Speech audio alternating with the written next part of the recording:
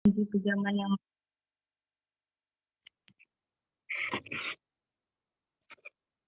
bertemu lagi pada pagi yang sangat inspiratif bagi teman-teman farmasi, yakni pengajian dan sarasehan tahun 2020-2021.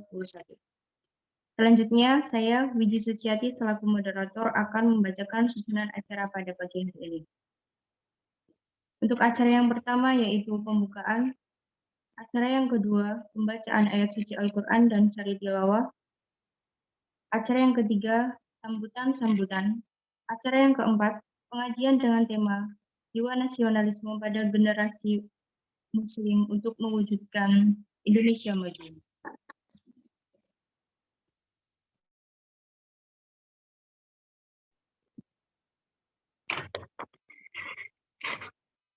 Kemudian acara yang kelima, sarasehan dan sesi tanya jawab. Acara yang keenam, penutup. Untuk mengawali acara pada pagi hari ini, marilah kita buka dengan membaca tasmiyah bersama. Bismillahirrahmanirrahim. Memasuki acara yang kedua yaitu pembacaan ayat suci Al-Quran surah Ali Imran ayat 104 sampai 105 dan sari tilawah yang akan dibacakan oleh Saudari Lutfi Nur Hasanah dan Khadijah Karimatul Al-Kubro. Kepadanya kami persilahkan.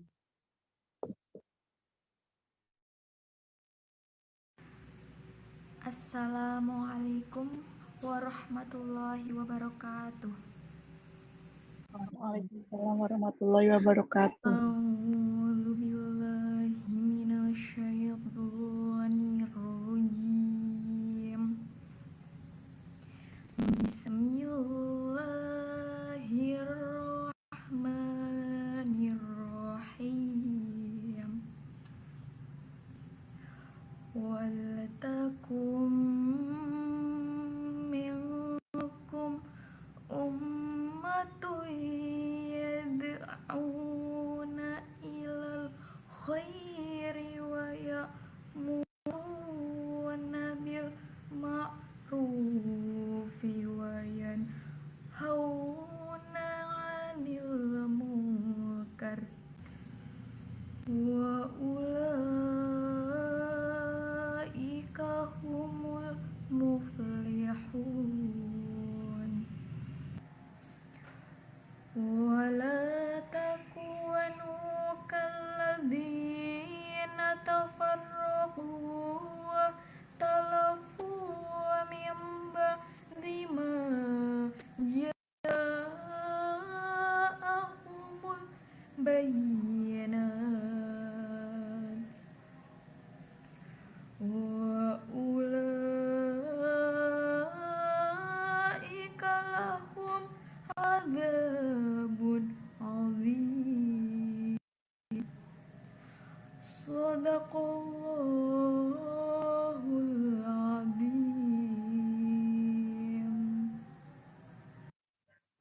Menyebut nama Allah yang Maha Pengasih lagi Maha Penyayang. Dan hendaklah di antara kamu ada segolongan orang yang menyeru kepada kebajikan, menyuruh berbuat yang ma'ruf dan mencegah dari yang munkar. Dan mereka itulah orang-orang yang beruntung. Dan janganlah kamu menjadi seperti orang-orang yang bercerai-berai dan berselisih setelah sampai kepada mereka keterangan yang jelas. Dan mereka itulah orang-orang yang mendapat azab yang berat. Maha benalah Allah yang Maha Agung. Assalamualaikum warahmatullahi wabarakatuh.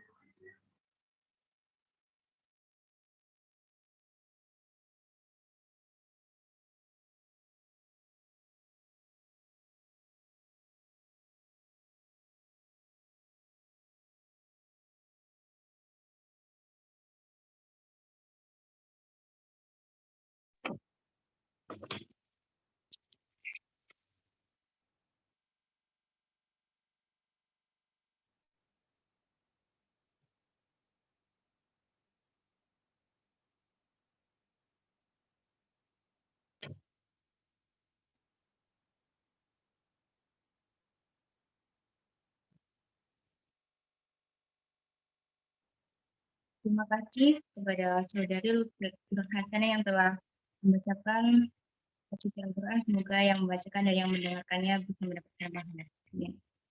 Untuk acara yang ketiga yaitu sambutan. Sambutan yang pertama akan disampaikan oleh Ketua Panitia Pengajian dan Sarjana periode tahun 2020-2021. Kepada Saudari Raihana kami persilakan.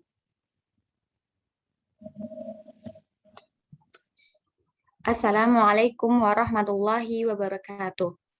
Bismillahirrahmanirrahim. Alhamdulillah wassalatu wassalamu ala Rasulillah wa ala alihi wa ashabihi wa man tabi'ahum bi ihsanin ila yaumiddin. Amma ba'd. Yang kami hormati Ketua Prodi Farmasi Universitas Muhammadiyah Gombong, Bapak Dr. Andes APT Muhammad Husnul Khuluq, Magister Farmasi. Yang terhormat Pembina Himpunan Mahasiswa Farmasi Universitas Muhammadiyah Gombong, Ibu APT Eka Wurihandayani, MPH.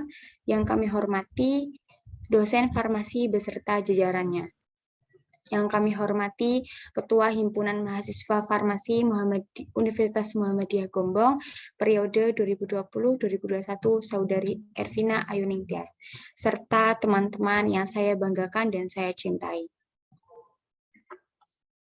Puji syukur kita panjatkan kehadirat Allah Subhanahu wa Ta'ala yang telah melimpahkan rahmat kesehatan, keselamatan, dan karunia-Nya, sehingga kita dapat hadir di acara pengajian dan sarasehan tanpa halangan suatu apapun. Amin. Salawat serta salam marilah senantiasa kita sanjungkan kepada junjungan kita Nabi Muhammad Shallallahu Alaihi Wasallam yang selalu kita tunggu syafaatnya hingga hari akhir nanti. Amin. Selanjutnya, saya di sini selaku Ketua Panitia mengucapkan banyak terima kasih kepada rekan-rekan panitia yang telah menyumbangkan tenaga dan pikiran sehingga acara ini dapat dilaksanakan meskipun secara virtual, dikarenakan keadaan yang sedang seperti ini dan semoga pandemi segera berakhir, supaya kita dapat melakukan kegiatan seperti biasa lagi. Amin. Pada acara pengajian kali ini dilakukan bersama dengan acara sarasehan karena untuk mempersingkat waktu supaya lebih efisien dan efektif. Dengan acara pengajian ini yang bertemakan jiwa nasionalisme pada generasi muda muslim untuk mewujudkan Indonesia maju. Ini temanya bagus sekali, kami berharap supaya kita meningkatkan semangat nasionalisme pada generasi muda muslim, terutama pelajar Indonesia sebagai penerus bangsa ini. Banyak sekali cara yang dapat dilakukan dalam meningkatkan rasa nasionalisme. Salah satunya itu adalah dengan mengikuti instruksi pemerintah, mengikuti upacara bendera, dan membela negara dengan rasa cinta terhadap negara kita ini. Dan jangan lupa kita selalu mendoakan agar Allah selalu melindungi dan menjaga negara kita dari segala keburukan. Dengan demikian, rasa nasionalisme dalam diri generasi muda muslim akan terus maju. Kemudian pada acara sarasehan ini nanti dipersilahkan untuk teman-teman mengikuti dan mendengarkan dengan baik. Nanti pada sesi tanya jawab silahkan menyampaikan saran dan kritik sebagai pembelajaran bagi prodi dan kita semua agar berubah ke arah yang lebih baik lagi. Mungkin itu saja yang dapat saya sampaikan. Jika ada kekurangan ataupun kesalahan yang disengaja maupun tidak disengaja dari saya maupun dari panitia penyelenggara acara ini, saya mohon maaf yang setulus-tulusnya. Hima Farsi Jaya, Hima Farsi Jaya, Hima Farsi, lampaui batasmu. Terima kasih. Alhamdulillahirrahmanirrahim. Wabillahi taufiq wal hidayah. Wassalamualaikum warahmatullahi wabarakatuh. Waalaikumsalam warahmatullahi. Terima kasih kepada Saudari Raihana. Untuk sambutan yang kedua akan disampaikan oleh Ketua Prodi Farmasi Universitas Muhammadiyah Gombong. Kepada Bapak Apoteker Dr. Andes Muhammad Husnul Khuluq Farmasi kami persilakan.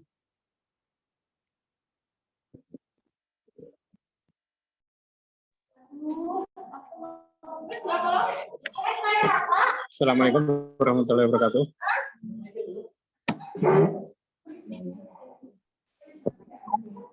Waalaikumsalam warahmatullahi wabarakatuh. Alhamdulillahirrahmanirrahim. Pada kesempatan kali ini kita bisa berkumpul lagi untuk menyelenggarakan acara rutin setiap semester ya, setiap akhir semester dan setiap mau awal semester. yaitu acara sarasehan sekaligus digabung dengan acara pengajian ya, acara pengajian. Pertama-tama kami ucapkan terima kasih ya pada semua mahasiswa yang terlibat ya dalam kegiatan ini, khususnya pada mahasiswa Hima Farsi yang sudah bersedia untuk meluangkan waktu dan tempat, meluangkan waktu dan pikiran untuk menyelenggarakan acara ini. Kemudian untuk kegiatan ini adalah kegiatan yang sangat positif, di mana kita bisa saling bertukar pikiran ya secara non formal. Ya, sebenarnya sih bisa juga ya kita lakukan secara formal, tapi ini lebih baik secara formal dalam situasi yang berbeda. Jadi mungkin kalau dari kami, dari pengelola prodi ya, baik dari admin maupun dari dosen, mungkin selama pelayanan pada mahasiswa, baik itu pelayanan akademik maupun pelayanan administrasi ada kekurangan, mungkin nanti bisa diberikan masukan ya lewat lisan ya. Sebenarnya sih kemarin sudah ada ya, kemarin semacam kuesioner ya tentang kepuasan dan sebagainya. Tapi itu juga bisa disampaikan juga lewat lisan. Kemudian kami minta dukungan doa dari mahasiswa semuanya ya, bahwa untuk beberapa bulan ke depan ya insya Allah Prodi Farmasi akan melakukan proses akreditasi ya. Jadi harapannya nanti kalau sudah akreditasi nanti kita bisa mendapatkan status baik sekali ya, yang untuk selanjutnya menjadi bekal Prodi Farmasi untuk mendirikan PSPA. Dan untuk proses akreditasi ini nanti kami dari Prodi ya, nanti mungkin akan minta bantuan pada mahasiswa ya untuk membantu prosesnya ya, karena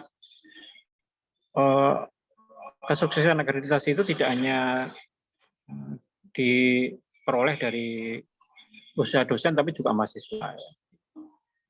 Bahkan dalam salah satu standar akreditasi itu ada namanya standar mahasiswa. Ya.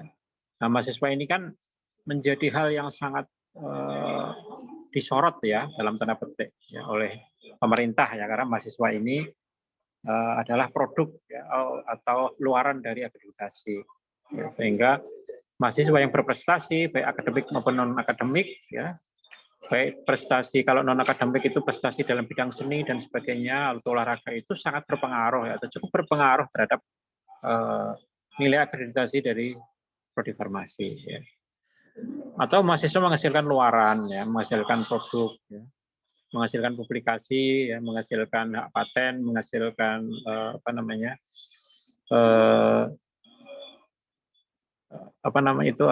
sertifikat ya, sertifikat kejuaraan apa itu juga akan kita masukkan ya berkasnya, dokumennya ke dalam pengajuan akreditasi, sehingga itu sangat membantu sekali dalam menaikkan nilai dari akreditasi kita.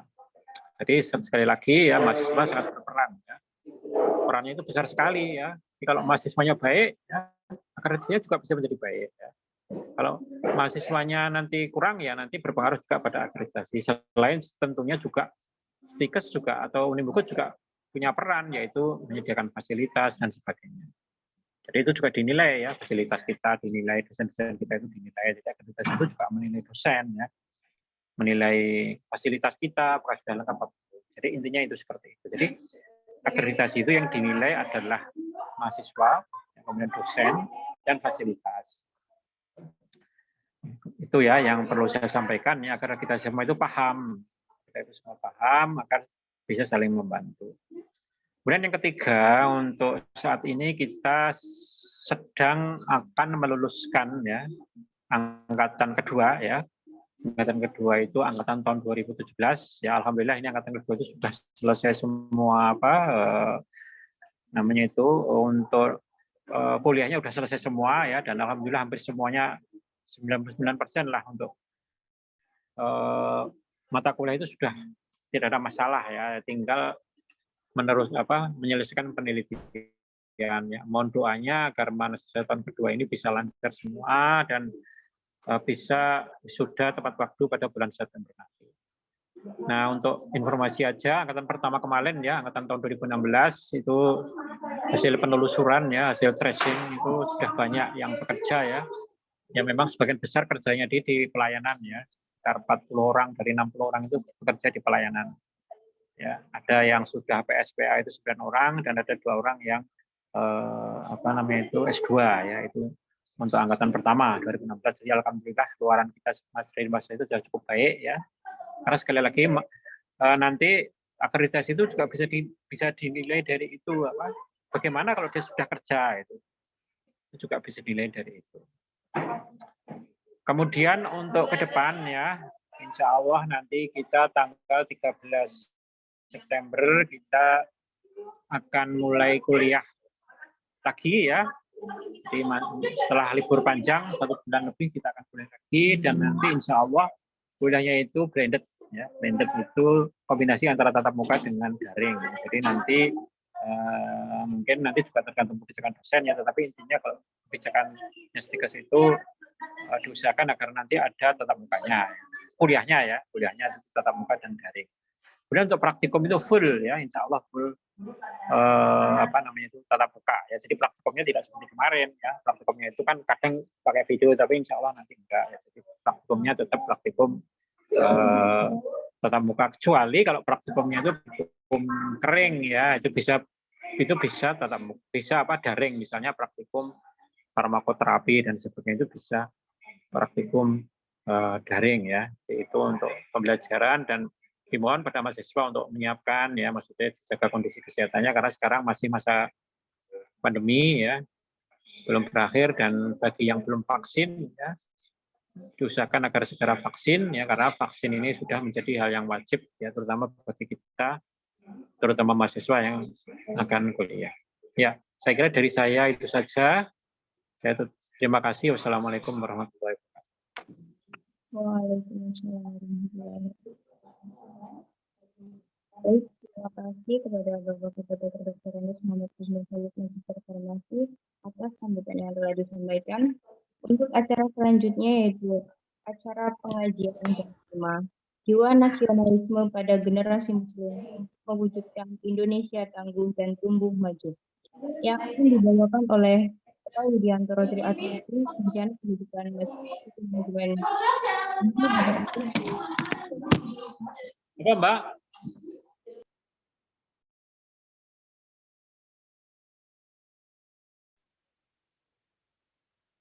Terima kasih. Assalamualaikum warahmatullahi wabarakatuh. Waalaikumsalam warahmatullahi wabarakatuh. Sebelumnya Mbak, itu sepertinya Pak Huluk mau ada pesan apa itu? Coba Pak Huluk. Buatan Pak. Oh betul, terus ya kalau kita mau nanti kok.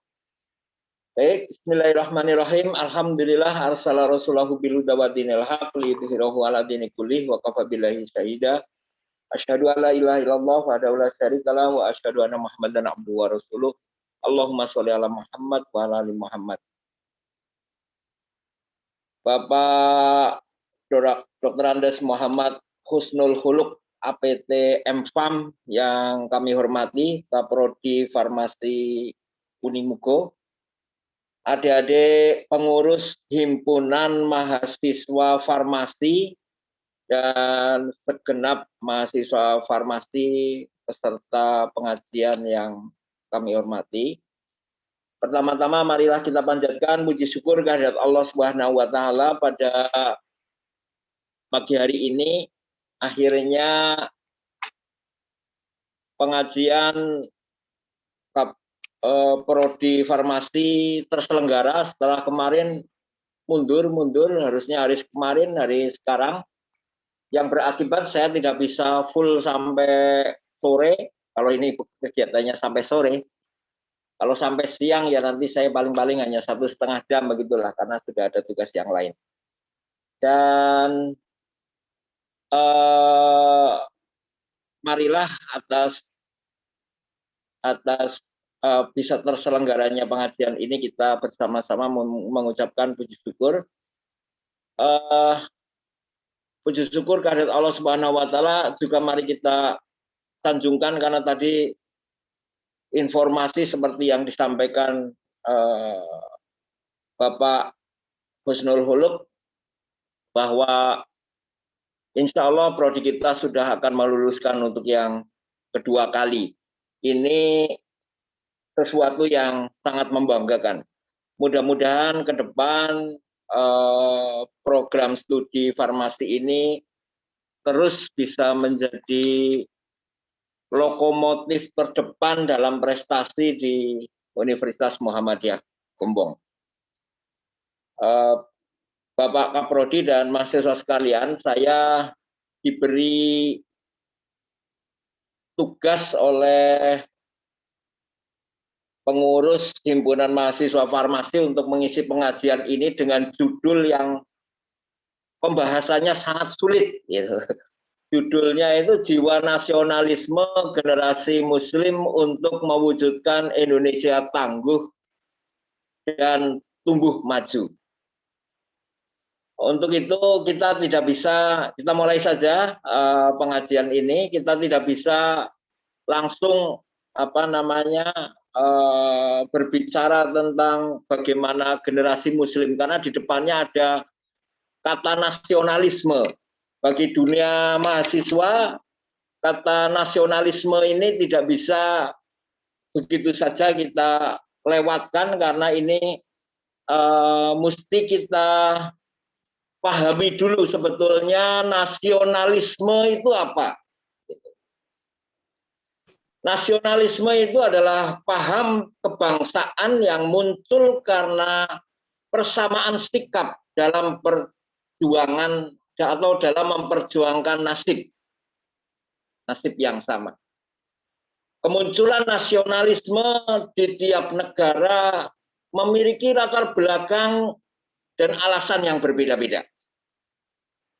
Walaupun pada akhirnya menghasilkan semangat yang sama, yaitu semangat bela negara.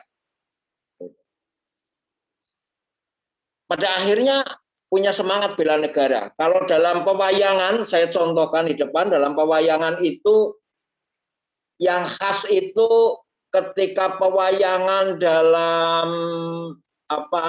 lakon. Wah, ini maaf kalau ada yang nggak paham ini. Dalam lakon Ramayana, dalam babat Ramayana, itu kita mengenal ada seorang tokoh sakti mandraguna, raksasa yang sangat besar, namanya Kumbakarna. Kumbakarna itu dia tertidur lama dan dia sebetulnya orang yang baik, gitu, punya jiwa kesatria yang baik. Tapi karena dia diminta bangun dan kemudian membela negaranya tanpa melihat apa latar belakang yang dia bela. Yang dia bela itu kan sebetulnya perang antara Alengka dan mana nih namanya?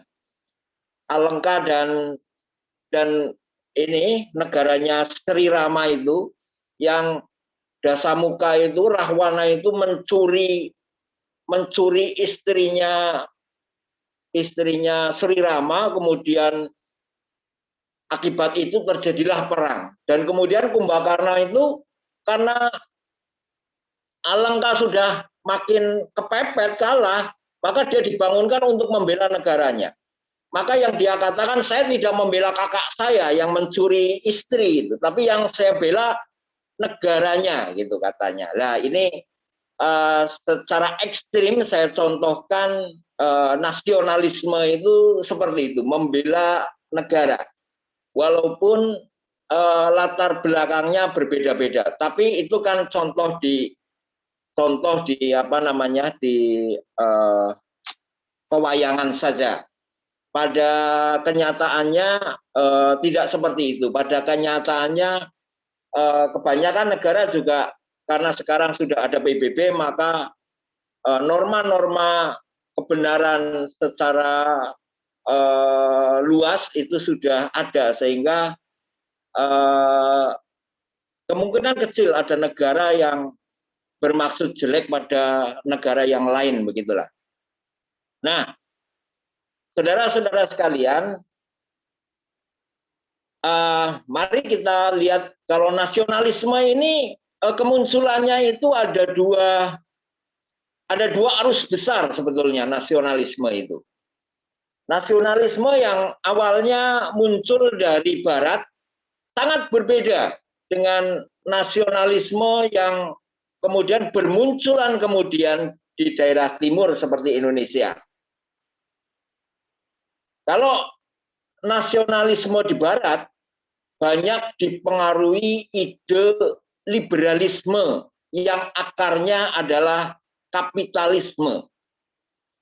Nasionalisme itu muncul karena kalau di Barat itu karena perebutan kekuasaan antara kaum pemodal, kaum borjuis dengan bangsawan yang berkuasa. Mereka kepingin sama-sama berkuasa. Bangsawan kepingin mempertahankan kekuasaannya, sementara kaum pemodal, kaum borjuis itu ingin mengamankan modalnya,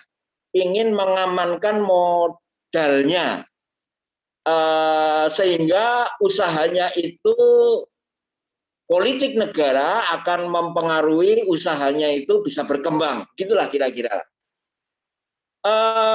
Nasionalisme di Barat itu juga sangat dipengaruhi oleh perang salib atau Holy War oleh pencetus pertamanya itu Paulus Urbanus II tahun 1905 yang sangat berpengaruh terhadap munculnya nasionalisme di Barat, yaitu yang akarnya adalah imperialisme. Nah, saudara-saudara sekalian, perang salib awalnya hanya memperebutkan kota suci Yerusalem. Tapi sayangnya berakhir dengan pembagian wilayah jajahan. Negeri-negeri Barat itu saling berhadapan-hadapan karena memperebutkan daerah jajahannya. Perebutan inilah yang kemudian memunculkan nasionalisme. Rakyatnya digerakkan, rakyatnya itu dieksploitasi perasaannya untuk membela negaranya, bahwa negara mereka lebih unggul dibandingkan negara Barat yang lain. Katakanlah antara Perancis dengan Inggris tidak berkesudahan berbenturan. Kemudian Spanyol dengan Portugis, yang kita merasakan Spanyol dan Portugis bahkan sampai ke Indonesia itu Tidore dan Ternate berhadap-hadapan di daerah rempah-rempah di daerah Maluku itu. Negara Tidore dan negara Ternate itu sebetulnya sama-sama, yang satunya dukungannya Portugis, satunya dukungannya Spanyol. Nah, itu saudara-saudara sekalian, sehingga muncul nasionalisme yang akarnya pada liberalisme yang melahirkan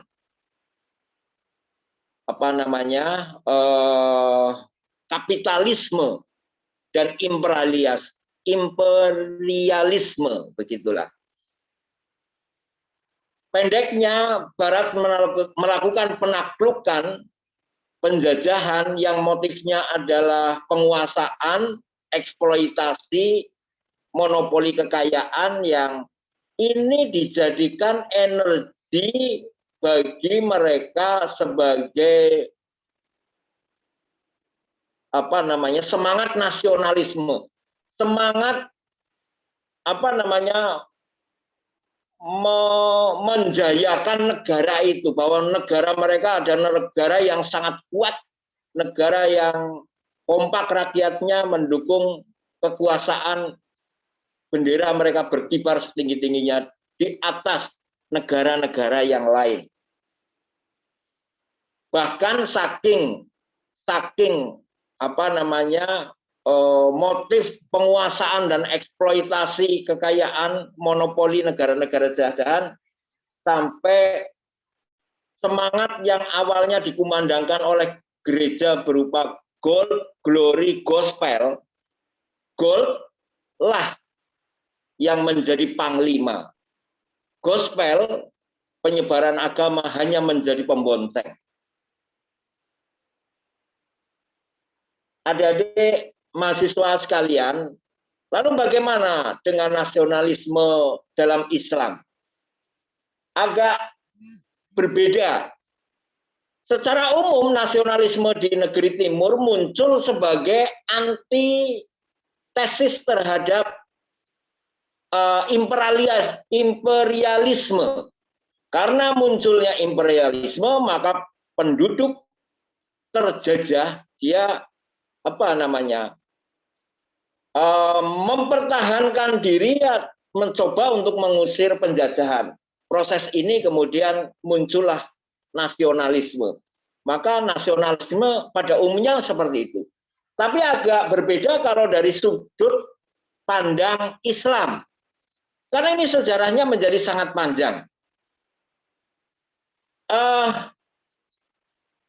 Islam diajarkan oleh Rasulullah ketika meluaskan jangkauan dakwahnya, motif dari penaklukan negeri-negeri oleh Islam tidak bermaksud sekedar menguasai atau memonopoli hasil bumi, apalagi mengeksploitasi. Bagi Islam, penaklukan berarti pembebasan atau freedom, yaitu agar negara menjamin kebebasan warganya untuk memeluk agama apapun. Kemudian negara tidak menghalangi dakwah Islam. Maksudnya hanya seperti itu, karena awalnya negara-negara itu sangat sensitif terhadap dakwah Islam. Maka dalam setiap memulai perang, Rasulullah mencontohkan, yang kemudian contoh ini diikuti oleh panglima-panglima perang berikutnya dan khalifah-khalifah berikutnya, diawali dengan perundingan penawaran kepada pihak yang berhadapan, kepada pihak musuh. Penawarannya adalah masuk Islam, maka raja akan tetap bertahta, atau menyerah namun membayar jizyah. Raja akan tetap bertahta, tapi mereka punya kewajiban membayar pajak dan mengikuti aturan kebebasan yang dibawa oleh khalifah gitu. Atau kalau tidak mau maka perang. Ini akibatnya sangat signifikan, karena hanya kurang dari 100 tahun kekhalifahan Islam menguasai hampir sepertiga daratan dunia.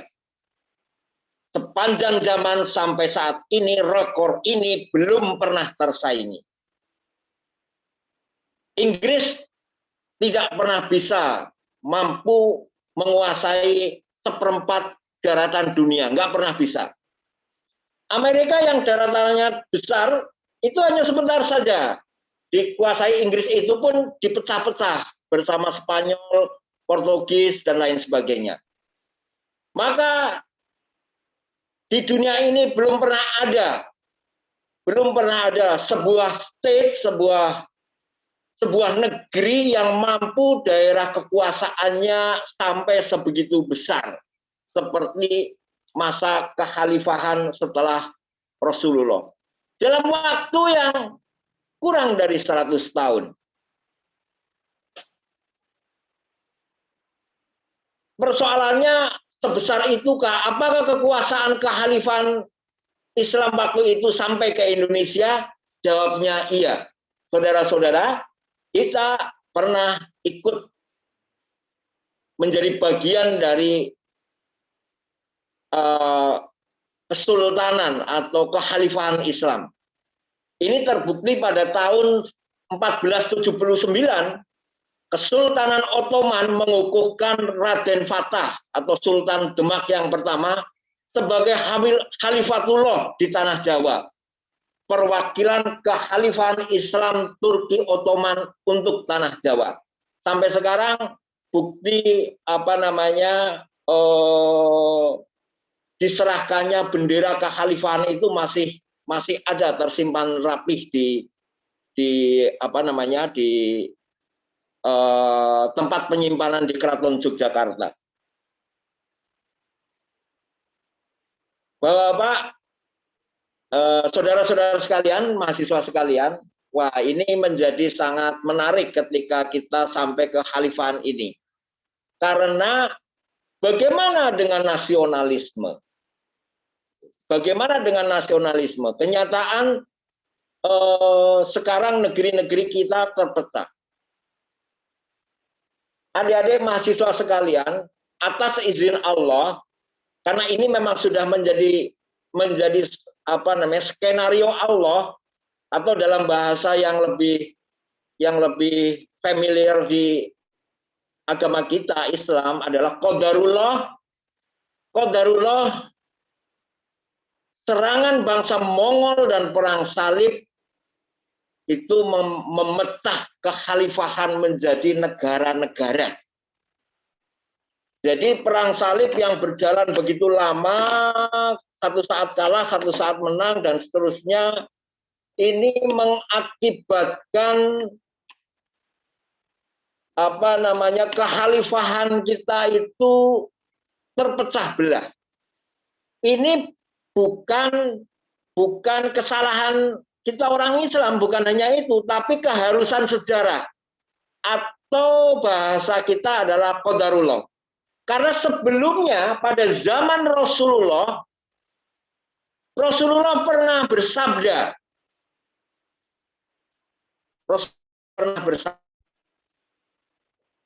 periode kenabian akan berlangsung pada kalian dalam beberapa tahun. Kemudian Allah mengangkatnya, menyelesaikannya. Ya memang, karena periode kenabian itu akan selesai pada periode wafatnya Rasulullah Shallallahu Alaihi Wasallam. Kemudian kata Rasulullah, setelah itu datang periode Khalifah A'la Minhaj Nubuwah, yaitu kekhalifan yang sesuai dengan manhaj kenabian. Masa ini adalah masa di mana kekhalifahan itu masih membawa ajaran Rasulullah secara murni diterapkan. Ini kita kenal dengan masa kekhalifahan Khulafaur Rasyidin. Karena kata Rasulullah, ini akan berjalan selama beberapa masa saja, hingga Allah Ta'ala mengangkatnya. Kemudian datang periode mulkan ad-dahan, atau penguasa-penguasa yang menggigit. Ini maksudnya adalah masa kekhalifahan setelah Khulafaur Rasyidin.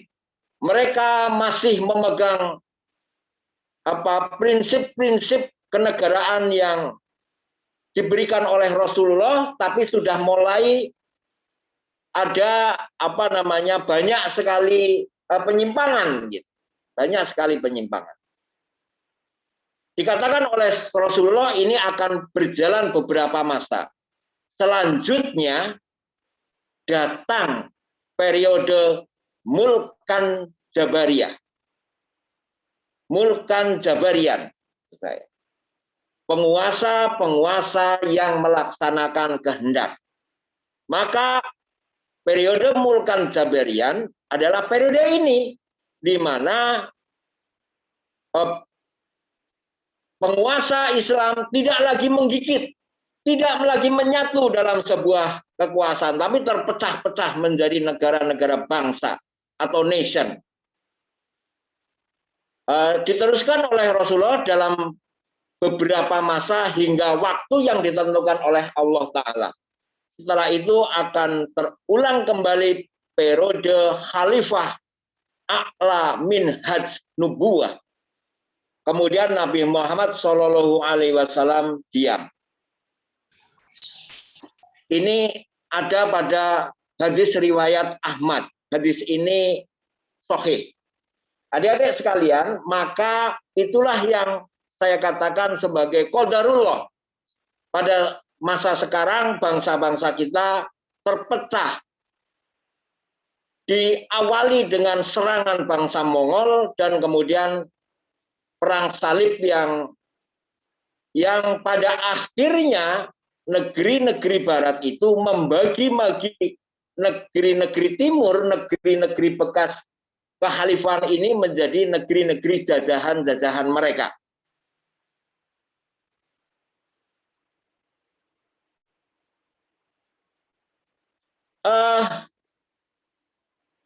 Negeri-negeri ini dibagi-bagi, itu Inggris, Perancis, Spanyol, Portugis, negeri-negeri yang mendukung, yang menjadi pendukung perang salib, mereka berembuk kemudian membagi negeri-negeri timur ini menjadi daerah-daerah jajahan eksploitasi mereka. Hanya saudara-saudara, anehnya Indonesia itu adalah awalnya jatahnya Portugis. Dan saudara-saudara tahu, Portugis itu ketika masuk ke Indonesia mendapatkan perlawanan yang luar biasa. Ratu Kalinyamat itu seorang ratu yang solehah. Dia bahkan di Babat Tanah Jawa itu dikatakan Babat Tanah Jawa itu suka dengan sanepo gitu, tidak berkata yang apa adanya, tapi memakai simbol. Dalam melawan Portugis, Ratu Kalinyamat itu di situ dituliskan sebagai tapa wudo, ya tanpa busana gitu. Itu bukan berarti orang solehah kemudian tanpa busana bertapa, enggak. Dalam menghadapi Portugis, Ratu Kalinyamat itu habis-habisan. Dia itu mengirimkan ratusan kapal untuk menghadang Portugis di Malaka. Memang ini tidak serta-merta mengalahkan Portugis, tapi membuat Portugis cukup repot dan susah untuk mengembangkan imperiumnya di daerah kita di Nusantara ini. Belum lagi setelah itu Raden Fatah, dia punya anak yang dikenal dengan nama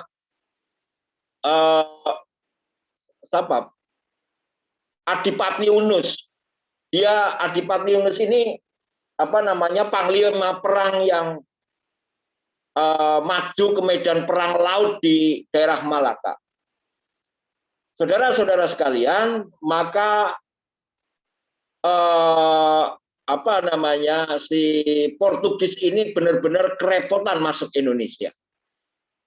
Masuk Nusantara waktu itu namanya, Portugis. Dan kemudian yang bisa masuk siapa? Yang bisa masuk VOC. VOC itu bukan negara. VOC itu Sarekat Dagang. Bahasa sekarang mungkin ya seperti CV lah, seperti PT lah. Mereka dengan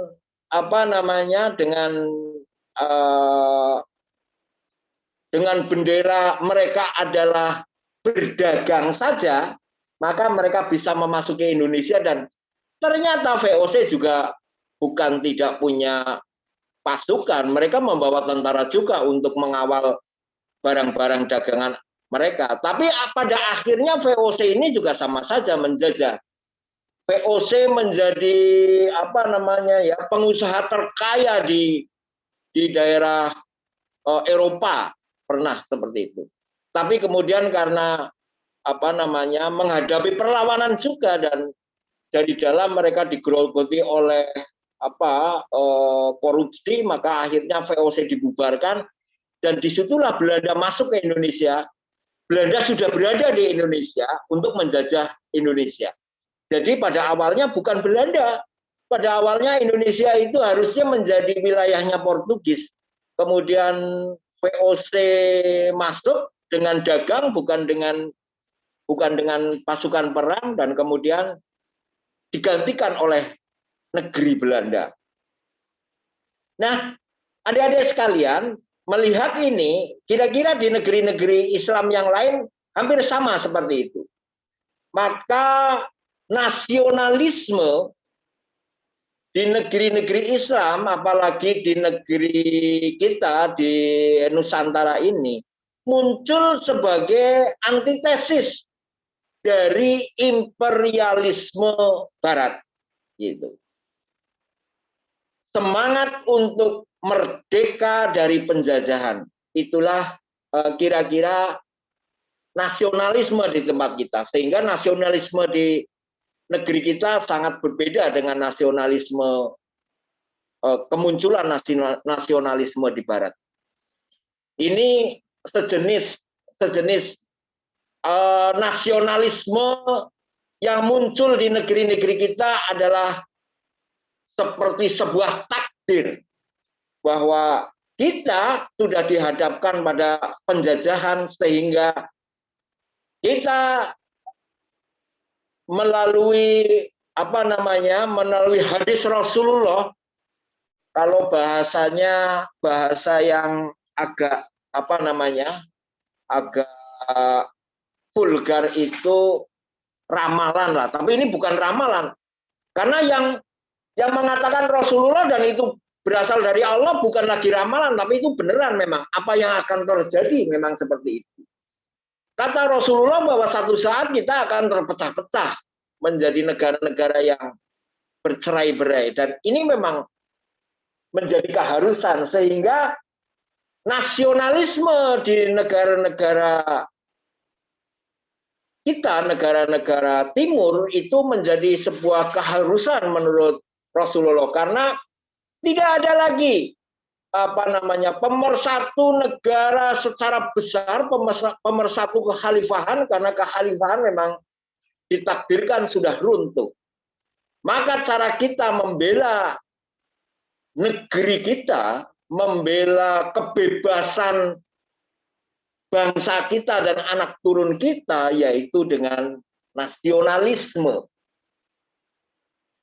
yaitu semangat membebaskan diri dari penjajahan. Nah, saudara-saudara sekalian, kini penjajahan sudah selesai. Negeri kita sudah merdeka. Negeri-negeri timur sudah merdeka. Ya, walaupun masih setengah, bahkan Palestina pun sudah merdeka. Tapi persoalannya, kalau kita di Indonesia, setelah kita merdeka, terus kemudian bagaimana kita mempertahankan nasionalisme, apalagi nasionalisme untuk generasi Muslim? Adik-adik sekalian, Allah berfirman dalam Al-Quran surat Saba ayat 15. Yang di akhir ayat, wah ini yang kemudian sebetulnya masuk di tujuan Muhammadiyah. Yang di akhir ayat Quran surat Saba ayat 15 ini dikatakan a'udzubillahi minasyaitonirrajim, baldatun thayyibatun wa rabbun ghafur. Yaitu negeri yang makmur penuh dengan ampunan karena keridhaan Allah. Nah, inilah yang sesungguhnya kemudian akan diwujudkan oleh nasionalisme itu, ingin mewujudkan ini, baldatun thayyibatun wa rabbun ghafur. Kalau kita lihat secara lengkap satu ayat surat Saba ayat 15 ini, terjemahannya begini, sesungguhnya kaum Saba ada tanda kebesaran Tuhan. di tempat kediaman mereka, yaitu 2 buah kebun di sebelah kanan dan sebelah kiri. Kepada mereka dikatakan, makanlah olehmu dari rizki yang dianugerahkan Tuhanmu dan bersyukurlah kepadanya. Negerimu adalah negeri yang baik, yang nyaman, sedangkan Tuhanmu adalah Tuhan yang Maha Pengampun. Negeri yang makmur, baldatun, toyibatun, warobun gofur, penuh dengan pengampunan Allah. Adik-adik sekalian, maka di ayat ini Allah mengabarkan bahwa kemakmuran itu tidak harus mengusahakan kemakmuran semesta seluruh jagat raya ini. Kita boleh mengusahakan kemakmuran itu pada tiap-tiap negeri, pada tiap-tiap negara. Maka nasionalisme mengarah pada tujuan mewujudkan kemakmuran Indonesia. Ini bukan hal yang tidak berdasar. Karena Allah juga membolehkan hal itu. Seperti yang terjadi pada kaum Sabak. Pada kaum Sabak, jauh sebelum Rasulullah lahir.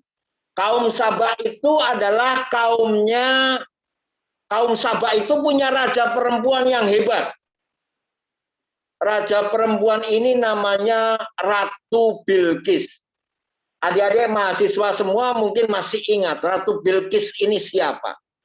Ratu Bilqis ini adalah ratu yang akhirnya masuk Islam karena kalah kemampuannya dengan Nabi Sulaiman alaihi salam dan kemudian menjadi istri Nabi Sulaiman. Negerinya Ratu Bilqis ini kaya gitu. Padahal mereka berada di kaum Sabak ini kira-kira kalau sekarang itu daerahnya adalah daerah Yaman. Tidak subur-subur amat seperti daerah kita. Daerah Yaman itu ya itu masih jazirah Arab. Itu masih tandus. Tapi Allah memberi kemakmuran sehingga Ratu Bilqis ini awalnya dengan kesombongannya tidak ada raja yang bisa menandingi kekayaannya. Ternyata Nabi Sulaimanlah sebagai raja yang memiliki kekayaan yang sangat banyak. Karena lantainya dari kaca, di bawahnya ada sungai yang mengalir. Itu kerajaannya. Dan kemudian dia mampu memboyong tahta Ratu Bilqis dalam sekejap dari negeri Sabak dipindah ke Solomon Temple kalau sekarang, kira-kira di Baitul Maqdis. Nah, tapi kita tidak akan membicarakan itu panjang lebar. Kita hanya tahu saja bahwa kaum Sabak oleh Allah itu dikaruniai negeri yang indah. Kenapa? Setelah Ratu Bilqis masuk Islam, maka dia membangun negerinya. Membangun negerinya menjadi negeri yang sangat makmur. Ratu Bilqis pada akhirnya membuat bendungan yang sangat besar, yang mampu menampung air yang sangat besar. Yang air itu pada awalnya mengalir tidak karu-karuan, kemudian dibendung dan kemudian diarahkan untuk hanya mengairi pertanian. Sehingga kaum Sabak saat itu diceritakan oleh Allah menjadi negeri yang makmur. Tapi setelah Ratu Bilqis ini tidak bertahta lagi, sedikit demi sedikit kaum Sabak mulai menjauhi agama yang hanif, agamanya Nabi Ibrahim, agama tauhid atau agama Islam saat itu. Maka kemudian Allah mendatangkan bencana bagi kaum yang sudah tidak lagi mau taat kepada Allah. Allah mendatangkan bencana, dan bencana ini gempa yang besar memporak-porandakan bendungan yang dibuat sangat kokoh, dan akhirnya bendungan ini jebol, dan sampai saat ini negeri Yaman bukanlah negeri yang seperti dulu suburnya, karena bendungan itu sudah tidak bisa dibuat lagi, dan sekarang puing-puingnya masih ada. Berbagai penelitian sudah mengarah ke situ. Memang di sana pernah terdapat negeri yang punya peradaban yang tinggi karena kemakmurannya. Nah, adik-adik sekalian, itu yang digambarkan oleh Allah tentang prasyarat negeri yang makmur, baldatun thayyibatun. Syaratnya adalah warobun ghafur, penuh ampunan dari Allah. Bagaimana ampunan dari Allah ini bisa diwujudkan? Ampunan dari Allah bisa diwujudkan kalau negeri itu diisi oleh orang-orang yang memiliki ketaatan yang tinggi kepada Allah. Maka kunci kemakmuran adalah tatkala ketaatan kepada Allah Subhanahu wa taala. Karena ketaatan ini akan memunculkan kesabaran, kesabaran akan memunculkan istiqomah, istiqomah akan memunculkan kerja keras, kerja keras akan memunculkan kemajuan. Dengan taat kepada Allah menjadi sangat mudah Allah untuk mengampuni kesalahan kita. Dengan ketaatan kepada Allah menjadikan Allah ridho kepada kemajuan umatnya. Maka adik-adik sekalian, adik-adik mahasiswa sekalian, sekali lagi jiwa nasionalisme generasi muda muslim dalam mewujudkan Indonesia yang tangguh dan tumbuh maju itu harus diawali dengan ketaatan kita kepada Allah Subhanahu wa taala. Karena dengan ketaatan itu, maka kita akan muncul di dalam diri kita kerja keras gitu. Kita berjuang itu hanya mengharapkan ridho Allah. Kita memajukan negara ini hanya mencari ridho Allah. Coba kalau memajukan negara ini hanya sekedar nama-nama saja agar Indonesia dikenal baik saja, tapi tidak diikuti dengan harapan kita agar Allah ridho. Maka setelah nama itu baik, selesai. Dan kita tidak mendapatkan apa-apa, kecuali hanya nama saja. Nah, Islam menawarkan membela negara dengan nasionalisme yang tinggi. Memajukan negara itu adalah nasionalisme yang natural, yang naturalnya sangat tinggi. Sehingga ini akan memunculkan orang-orang yang mampu bekerja, mampu berjuang tanpa pamrih, karena pamrihnya hanya ridho Allah. Ini yang akan menjadikan generasi-generasi yang bernasionalismenya tangguh. Karena yang ada di dalam benaknya hanyalah ridho Allah.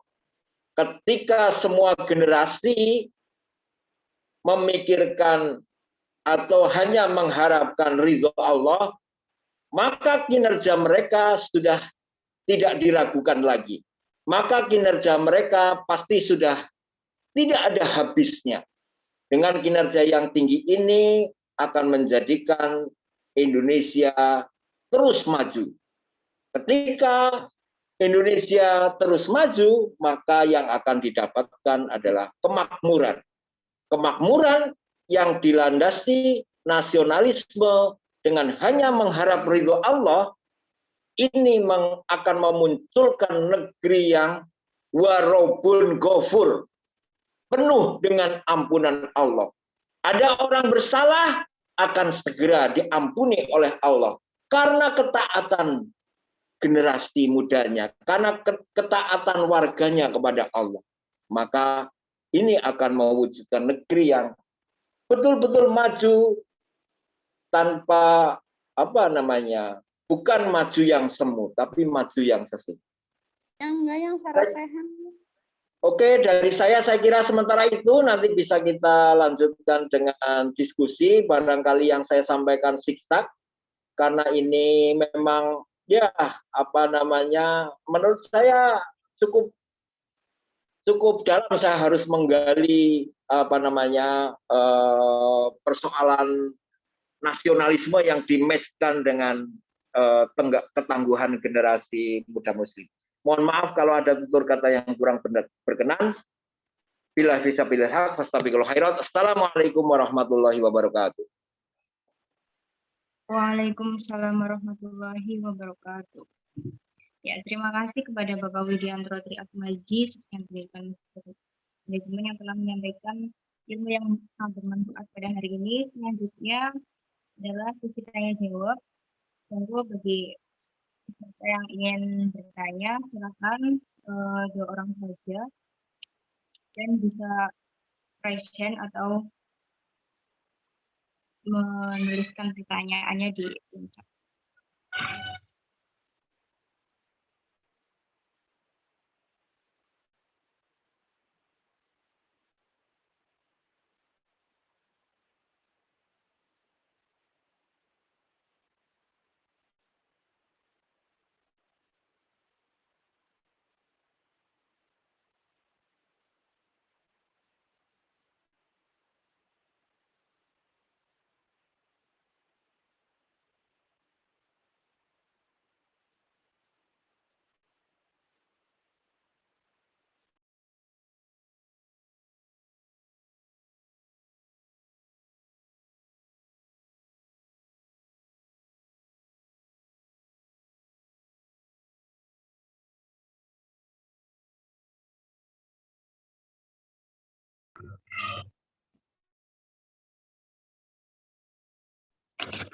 Ya, mungkin tidak ada yang bertanya, Gih. Untuk selanjutnya kita menuju ke acara yang selanjutnya, yaitu acara yang kelima, sarasehan, yang kemudian akan dilanjutkan dengan tanya jawab.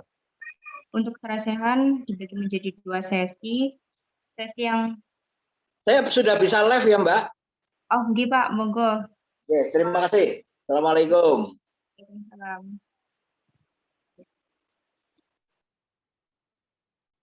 Ya, untuk sarasehan dibagi menjadi 2 sesi.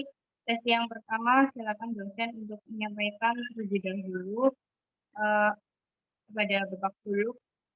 Kami persilahkan.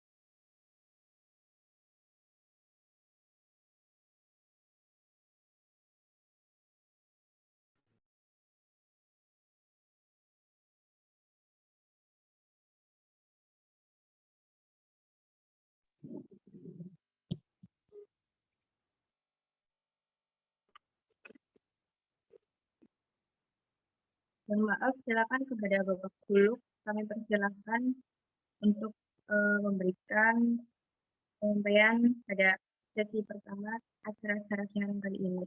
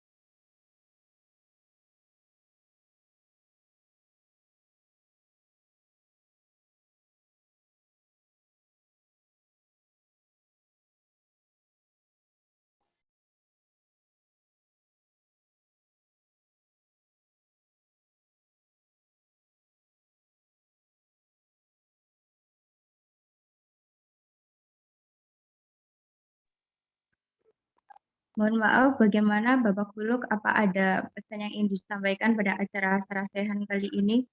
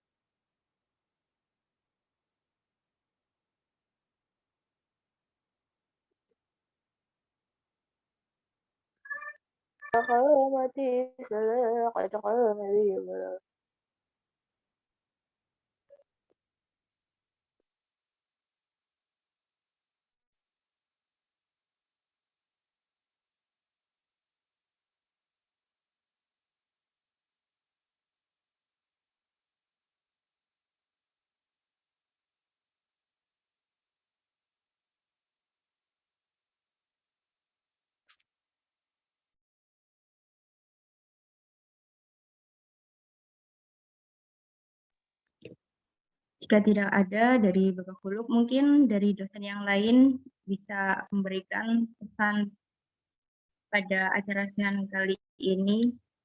Silakan.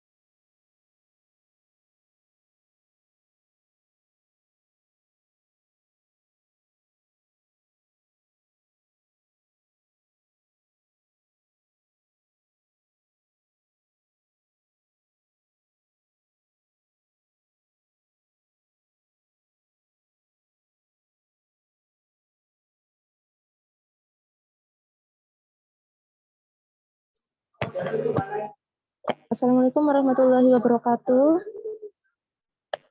Waalaikumsalam. Assalamualaikum warahmatullahi wabarakatuh.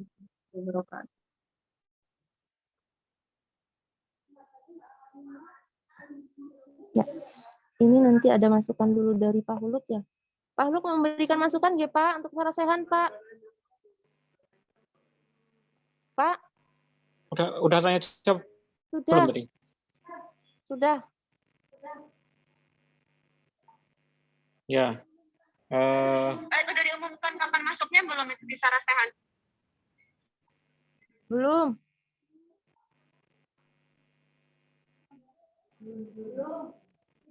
Diumumin Pak. Ini 13 aja Pak. Berarti Mbak Klau aja yang ngasih pengumuman. Mbak Klau aja.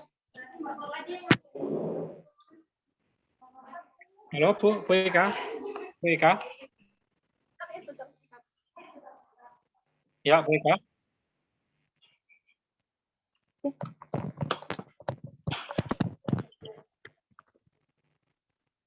Halo, cek. Masuk Pak, suara saya Pak. Ya. Sudah masuk. Masuk ya. Oke. Sebelumnya bismillahirrahmanirrahim. Assalamualaikum warahmatullahi wabarakatuh. Waalaikumsalam warahmatullahi wabarakatuh. Oke. Terima kasih untuk mahasiswa-mahasiswi TK2 dan TK3 yang hadir pada sarasehan ini. Tadi kan sudah banyak ya disampaikan oleh Pak Huluk. Saya hanya mengumumkan bahwa nanti untuk tahun ajaran baru TK2, tingkat 2, 3, dan 4 itu akan dimulai tanggal 13 September. Kenapa saya umumkan? Supaya teman-teman semua itu bisa mempersiapkan. Karena pembelajaran itu yang tadi disampaikan oleh Pak Huluk, 100%-nya itu sudah offline untuk praktikumnya. Kemudian untuk pembelajaran atau perkuliahannya, itu 50% online, 50% offline. Jadi nanti ada beberapa pertemuan yang tatap muka di kelas. Tuh. Nah, sehingga silakan teman-teman mempersiapkan diri untuk 13 September sudah digombong gitu. Pastinya teman-teman mempersiapkan vaksin kan? Saya rasa untuk semuanya sudah vaksin 1 dan vaksin 2 Sinovac nggak? Nah, kalau misalkan ada jadwal vaksin Moderna, nggak apa-apa, diikutin saja yang Moderna. Kalau misalkan ada yang mau vaksin Moderna. Ya, jadi harapannya semua mahasiswa sudah tervaksin karena untuk mempersiapkan pembelajarannya. Gitu. Nah, kemudian ini mumpung lagi liburan juga, nanti kalau ada perlombaan-perlombaan apa ilmiah atau perlombaan non-akademisi, silakan diikuti. Misalkan ada lomba video, poster, nggih, monggo diikuti. Karena nanti itu akan sangat berkontribusi untuk keberhasilan akreditasi prodi. Gitu nih teman-teman semuanya.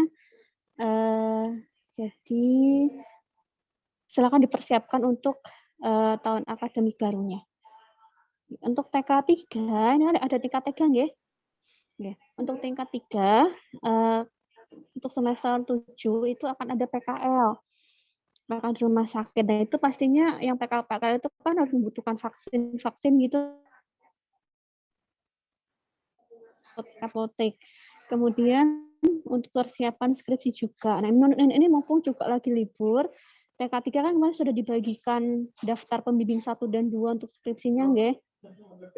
Nah, itu silahkan mulai bimbingan dengan pembimbing, dosen-dosen pembimbing. Saya rasa beliau sudah open semuanya, nggih, dan beberapa sudah ada yang konsultasi juga. Nah, silahkan mulai.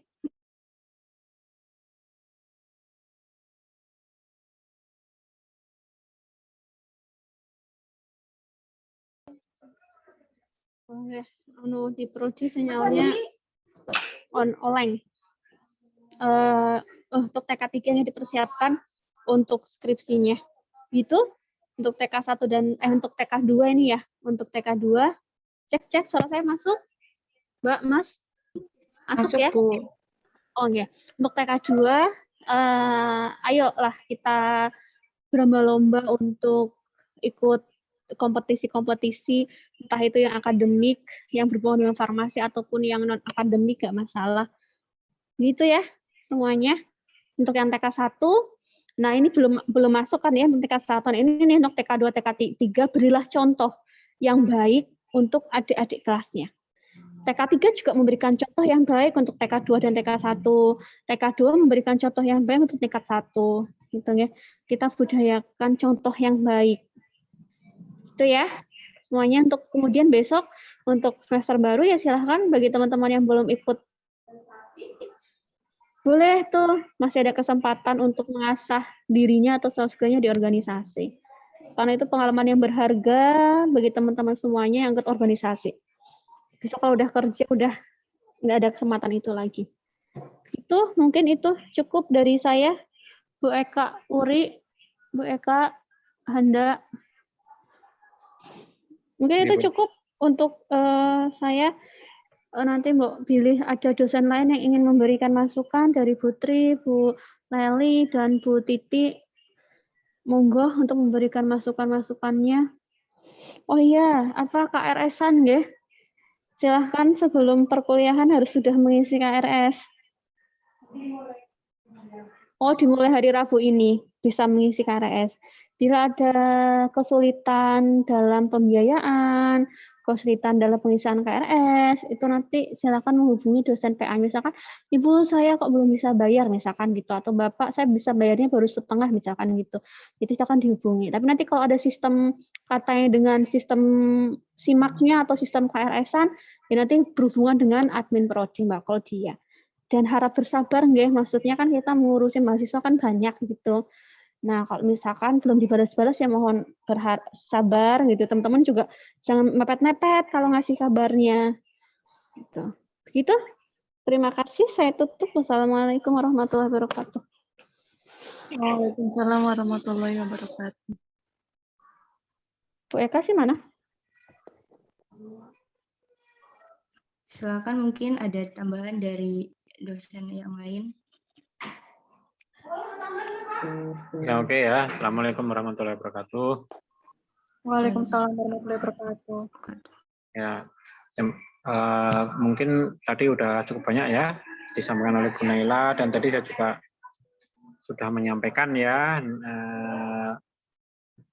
Tambahan aja sedikit dari saya ya untuk masalah praktikum ya, terutama yang masalah praktikum ada beberapa hal ya.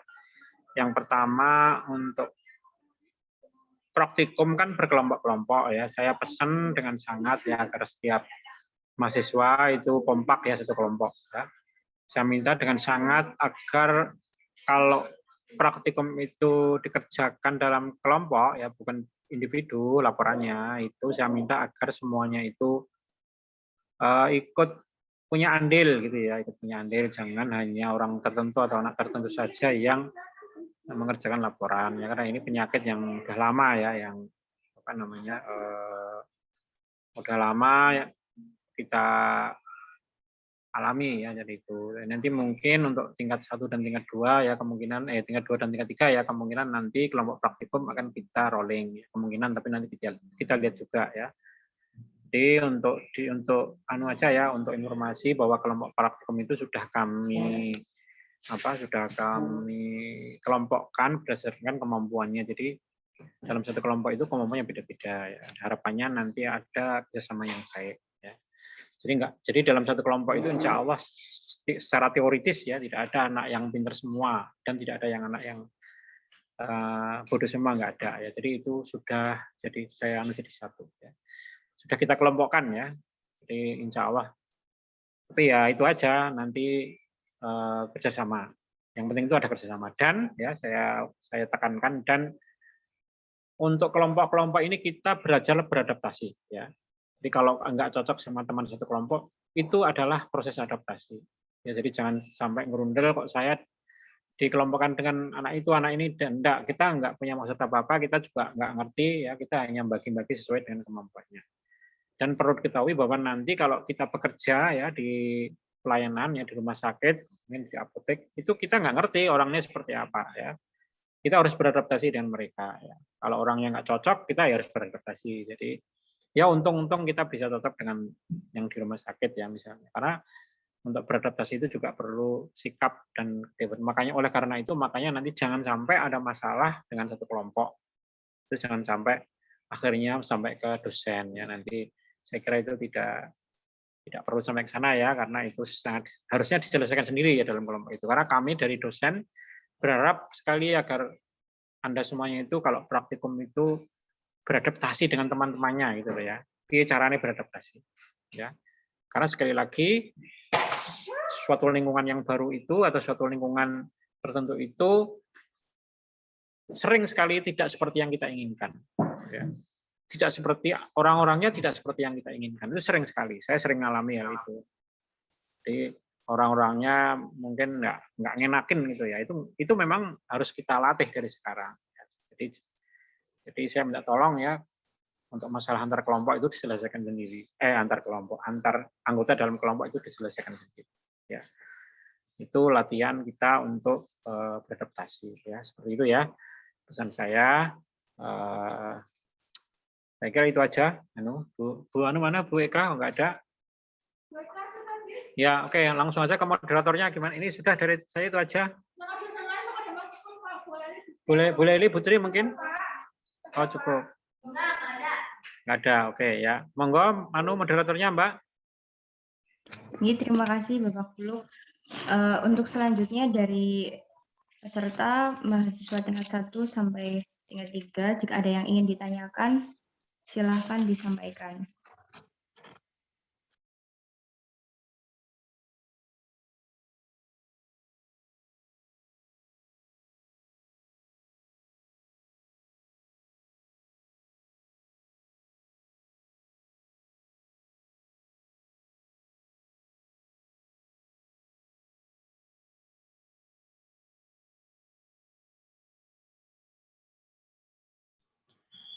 Baik, sebelumnya Assalamualaikum warahmatullahi wabarakatuh. Waalaikumsalam warahmatullahi wabarakatuh. Saya dari Ervina Yuningtyas, Farmasi 2A, izin bertanya Pak, Bu. Kemarin saya dapat informasi dari Kemendikbud tentang bantuan UKT sebesar 2,4 juta. Itu kan saya dapat infonya itu katanya kalau ingin daftar harus lewat perguruan tingginya. Nah, kira-kira dari Prodi Farmasi itu sudah dapat informasi bantuan UKT dari Kemendikbud belum ya Pak, Bu? Seperti itu, terima kasih.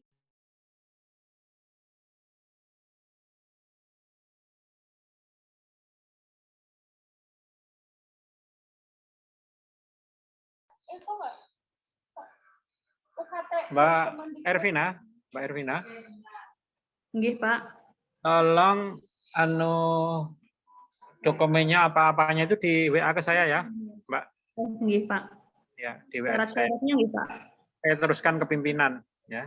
Nanti biar dibuat sistem prosesnya. Jadi nanti saya kabari lagi ya. Itu aja ya, Mbak ya. Kalau kemarin saya dapat informasi itu katanya kita daftar dulu ke itu, Pak. Daftar ngelis nama-nama yang ingin mendaftar ke pimpinan kampus. Nanti dari pimpinan kampus itu yang mendaftarkan. Ya makanya biar mereka biar beliau-beliau yang di atas itu tahu, nanti saya minta itunya pengumumannya di screenshot ke saya. Di WA ke saya. Ya, nanti biar baik, itu aja ya, Mbak ya. Nanti terima kasih, Pak. Kita tindak lanjuti.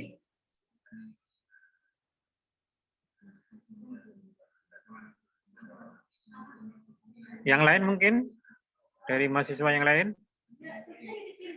Silakan jika ada yang saya mau tanya, Pak. Kepada mahasiswa kami persilahkan. Assalamualaikum warahmatullahi wabarakatuh. Saya Nafisa Rehana Rahmat dari tingkat 3 Farmasi 3B. Mau bertanya, Pak, untuk PKL sama KKN itu kira-kira dimulainya dari bulan apa ya, Pak?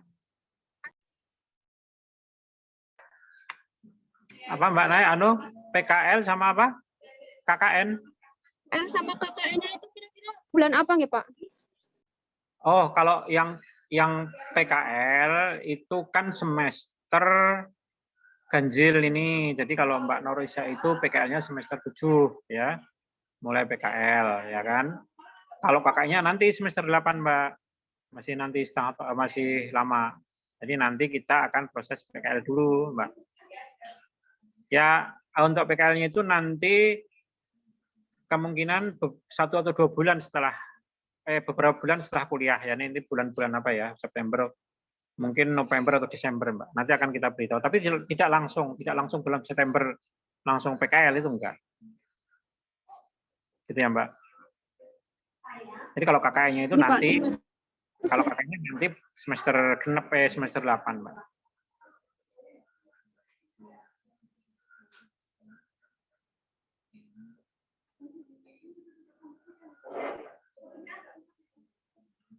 Ya, gimana? Ada yang mau ditanyakan lain? Yang lain?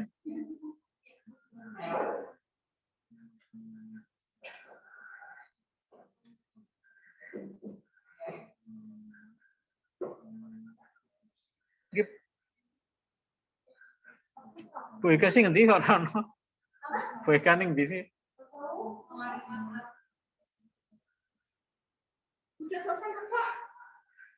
Lah iki kok. Udah nggak ada masuk pertanyaan lagi belum? Ya, Mbak moderatornya ya, kalau masih ada pertanyaan. Kalau enggak, mungkin bisa diakhiri apa gimana Mbak moderatornya? Cek. Ya, untuk mahasiswa masih ada yang ingin bertanya atau tidak ya? Ada, Mbak. Ya, silakan untuk disampaikan. Assalamualaikum warahmatullahi wabarakatuh. Perkenalkan, nama saya Fira Al-Fatin. Sebelumnya saya dari divisi Kastrat ya. Jadi udah ada beberapa dari mahasiswa yang menyampaikan terkait pembelajaran, terkait program beasiswa, terus terkait pembayaran juga. Nah, salah satunya itu untuk masalah pembayaran dulu ya Pak. Apakah kenapa di semester tahun ini tidak ada potongan biaya nggih Pak?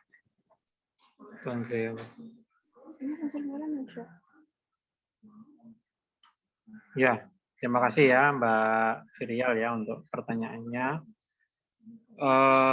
Untuk pemotongan biaya kuliah itu yang pertama adalah itu kebijakan pimpinan. Nah, kalau semester kemarin apakah ada Mbak pemotongan biaya kuliah?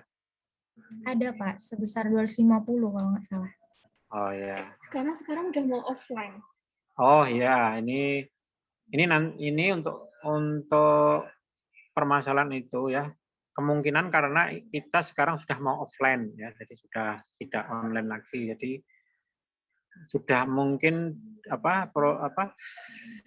termasuk praktikum ya, sama apa namanya itu kuliah itu hampir semuanya tatap muka. Jadi untuk jawabannya itu karena kita sekarang posisinya itu sudah hampir offline semua Mbak.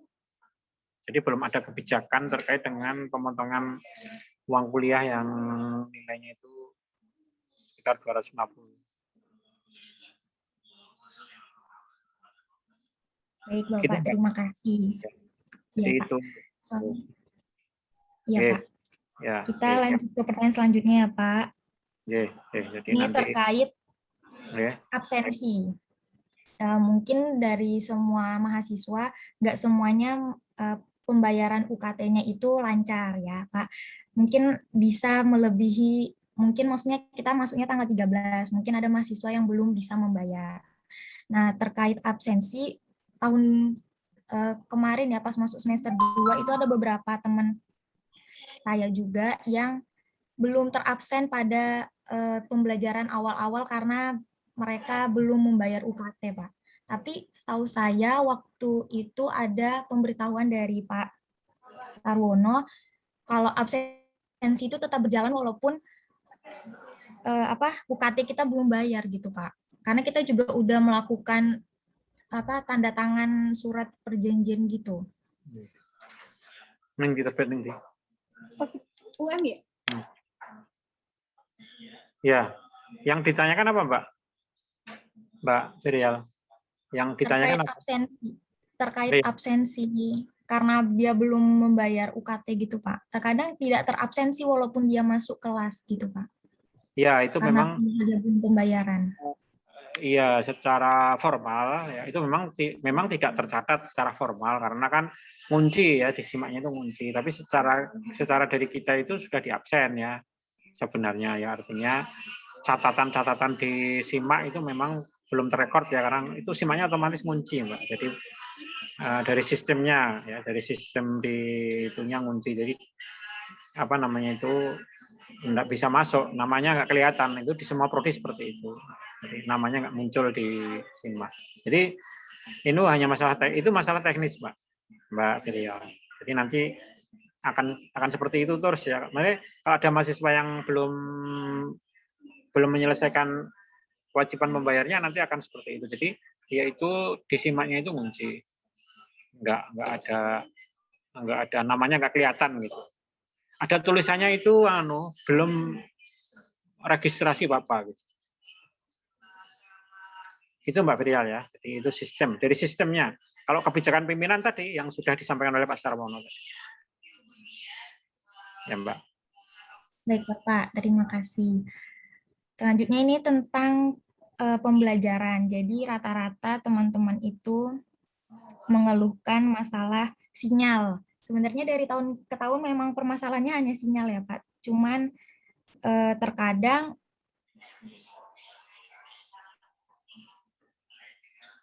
ini juga sinyal.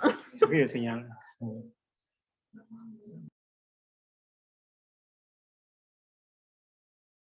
Dosen itu nggak dia tidak mengadmitkan lagi kayak gitu. Memang udah ada peraturan sebelum pembelajaran kan biasanya ada kita melakukan perjanjian pembelajaran gitu Pak. Kalau misalnya Mbak.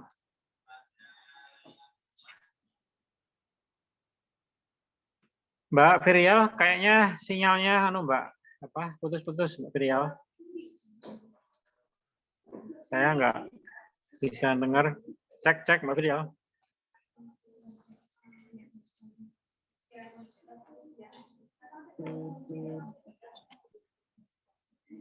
Ya, cek suara ya. Jadi oke ya. Untuk mempersingkat waktu saya jawab aja ya. Mbak Firial, halo, cek. Ya. Apa ya pertanyaan tadi ya, Mbak? Mati tiba-tiba. Ya.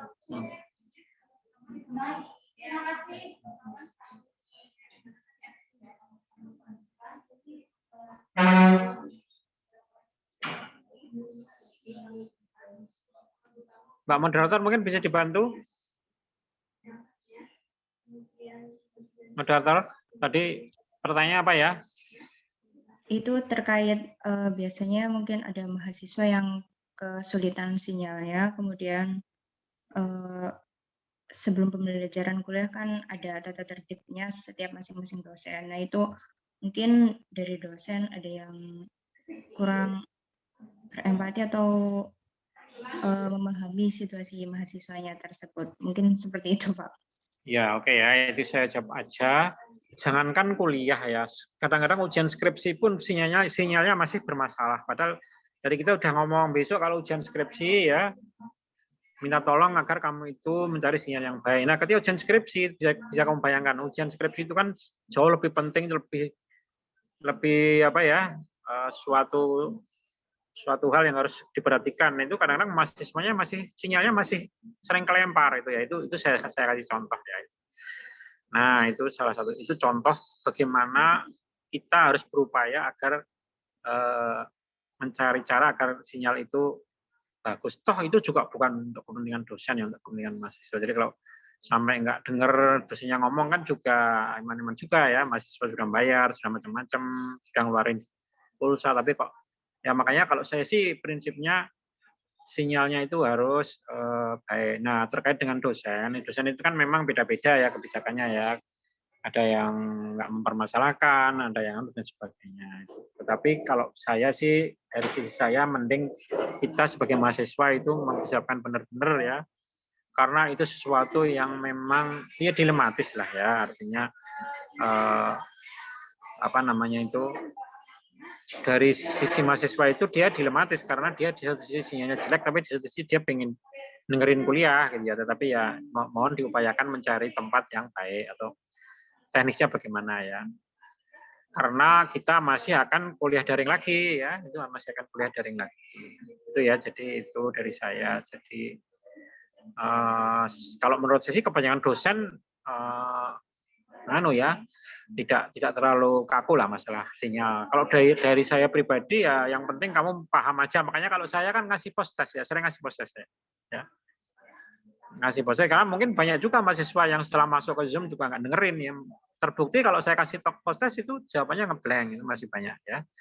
Jadi kami juga berharap ya agar mahasiswa itu juga ada feedbacknya ya, tidak hanya masuk aja ke Zoom tapi setelah itu nggak dengerin ya, tidak hanya sekedar formalitas ya. Yang penting itu walaupun sinyalnya kelempar-lempar yang penting dengerin kan ya, seperti itu kalau saya. Anda dengerin separuh aja udah bagus ya, kelempar 15 menit masuk lagi 30 menit kan udah bagus daripada kesannya udah masuk tapi ternyata kelempar-lempar sudah masuk tapi nggak dengerin, itu kan banyak yang seperti itu. Saya bisa tahu karena saya sering ngecek hasil post test itu ya, nggak dengerin nih anak kelihatannya, jadi jawabannya ngarang, bahkan ada yang kopas. Nah itu harapan kami nanti ya, dengan adanya pembelajaran yang 50%, ya harapan saya nanti masalah sinyal itu juga menjadi hal yang tidak terlalu jadi masalah ya, tapi juga tetap diperhatikan ya. Kalau kamu ke kampus saja deh ya, kalau kamu kalau menurut rasa sinyal ke kampus saja ya, atau mencari di sekitar. Toh sekarang ke kampus nggak seperti dulu lagi, nggak boleh ini nggak boleh itu. Kampus sekarang udah lebih longgar ya. Saya kira itu, jadi lebih baik ke kampus atau mungkin ke tempat temennya gitu ya. Jadi kalau saya sih seperti itu. Karena kita sekarang praktikumnya sudah banyak yang daring dan kemudian kuliahnya sudah banyak yang offline, jadi kendala sinyal mudah-mudahan bisa dikurangi. Itu ya. Dan bahkan nanti kita akan sering komunikasi ya, insya Allah nanti saya akan komunikasi terus dengan mahasiswa waktu saya kuliah ya. Kalau ada kendala nanti kita diskusikan waktu kita kuliah. Jadi ini sudah beda dengan dulu ya, sekarang ya sudah berbeda. Situasinya sudah sedikit berbeda. Kita bisa komunikasi lebih baik. Saya kira itu aja Mbak. Nah ini contohnya ini Mbak Virial sinyalnya kelempar seperti itu ya, seperti itu. Jadi akhirnya terjadi miskomunikasi. Gitu ya. Mungkin ada yang ingin bertanya lagi dari mahasiswa? Izin bertanya, Pak. Perkenalkan, saya Nazla dari tingkat 2A. Iya, Mbak. Jadi izin bertanya terkait kampus Merdeka, Pak. Iya, gimana, Mbak? Ya kan waktu itu saya pernah mencoba registrasi ya, Pak, sebelum tanggal 31 Juli. Nah, di situ pas saya udah login, pilih programnya ya Pak, kok kampus belum support program Kampus Merdeka ya Pak, itu kira-kira kenapa? Dan maksudnya dari stikesnya belum support? Ya, Pak. Dari kampus kita sendiri tuh belum support kayak program itunya, ada pertukaran pelajar apa kayak gitu, kampus belum support Pak, jadi nggak bisa lanjut. Ya, oke, itu sekali ya, informasi yang bagus ya dari mahasiswa ya. Artinya harusnya informasi ini segera ya, ini kan masukan buat kami ya dari pengelola, khususnya dari pimpinan ya, karena itu memang sistem sistem penyatuan dengan Kampus Merdeka itu memang murni kebijakan dari pimpinan ya, nanti akan kami teruskan. Malah saya baru dengar ini ya untuk info aja, kalau Kampus Merdeka itu kalau dari prodi kesehatan itu tidak wajib ya kayaknya ya, kalau dari prodi kesehatan termasuk farmasi ya. Tapi itu nanti biar dirumuskan oleh pimpinan ya, karena itu harus ada kebijakannya ya. Misalnya begini, misalnya bagaimana mengkonversi mahasiswa yang ikut kuliah di tempat lain, atau bagaimana mengkonversi mahasiswa yang ikut PKL, misalnya ikut semacam magang di tempat lain ya, di industri atau di rumah sakit, itu mengkonversinya itu harus perlu kebijakan dari pimpinan. Jadi Kampus Merdeka itu mungkin malah masih dirumuskan ya oleh pimpinan menurut saya, sehingga sistemnya belum menyatu dengan Kampus Merdeka, sehingga sistemnya Stikes belum masuk ke Kampus Merdeka. Tapi nanti akan saya tanyakan Mbak mengenai Kampus Merdeka ini. Saya kira itu ya Mbak Nazla. Terima kasih Pak. Ya. Oke, ada yang lain?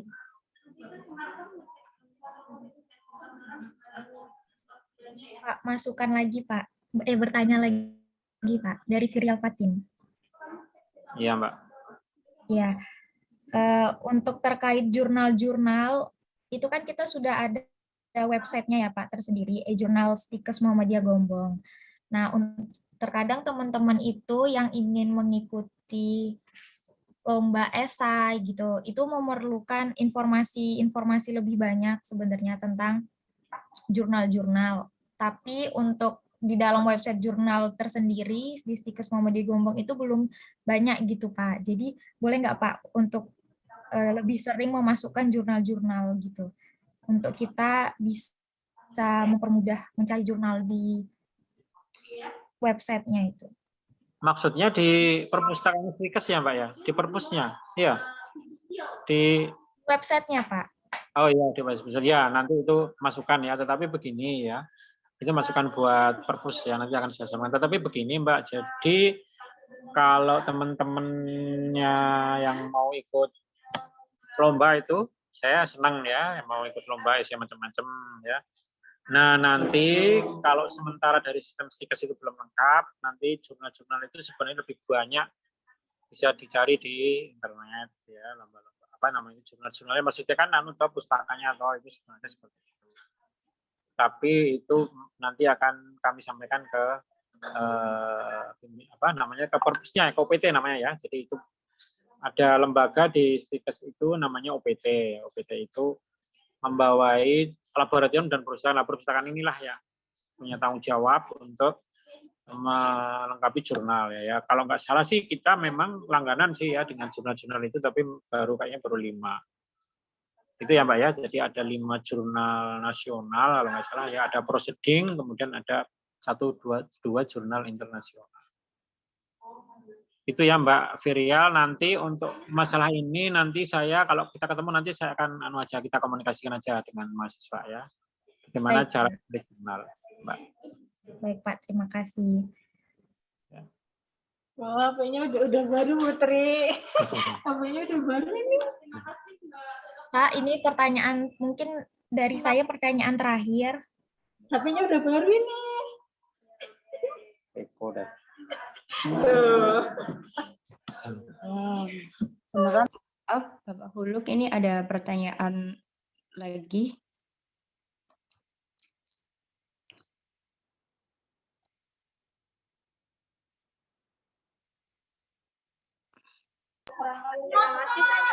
Halo, halo.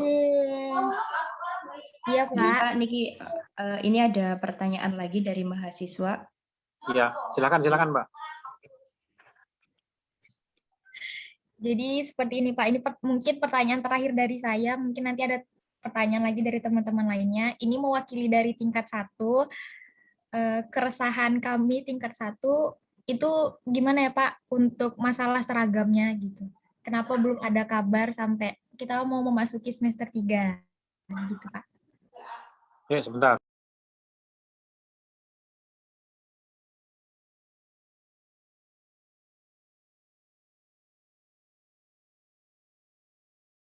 Ini barusan saya tanyakan ke Mbak Klau ya, karena belum ada info dari koperasi ya. Oke lah, nanti kita tinggal lanjuti ya Mbak. Jadi begini ya, kalau ada keresahan itu disampaikan aja ya, nanti boleh lewat di WA bersama, nanti itu nggak apa-apa ya. Ini masukan dari saya, malah saya baru tahu kalau seragamnya itu dari itu pengelolanya koperasi Mbak ya, kalau nggak salah ya. Jadi nggak apa-apa sih, Prodi diingatkan, nanti dari Prodi akan mengingatkan yang bertanggung jawab ya. Jadi untuk permasalahan-permasalahan yang kita alami memang ada beberapa hal ya, ada beberapa jenis, ada permasalahan yang bisa diselesaikan oleh Prodi, ada yang permasalahan yang harus dikoordinasikan dan itu yang ambil keputusan bukan Prodi. Contohnya tadi masalah jurnal yaitu UPT, masalah seragam itu koperasi, masalah kampus merdeka itu dari pimpinan. Jadi itu hal yang baik ya, masukan-masukan itu nanti akan kita teruskan. Untuk seragam nanti akan kami teruskan lewat Mbak Klau untuk ditanyakan ke koperasinya ya, karena ini mungkin sudah bayar kok belum dikasih gitu ya, jadi resah. Ya nggak apa-apa ya, nanti untuk sementara kalau memang sampai tanggal 13 itu belum ada, tapi harapan saya sebelum tanggal 13 sudah ada ya Mbak seragamnya ya.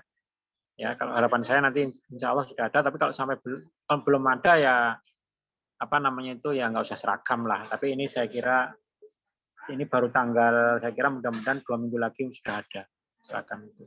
Nanti akan kita koordinasikan lagi Mbak. Itu ya Mbak Virial ya. Terima kasih atas masukan-masukan ya dan pertanyaan itu, sambil mengingatkan juga Pak ya ke kita ya bahwa kita memang harus ada beberapa hal yang memang harus diselesaikan. Itu aja, ada yang lain?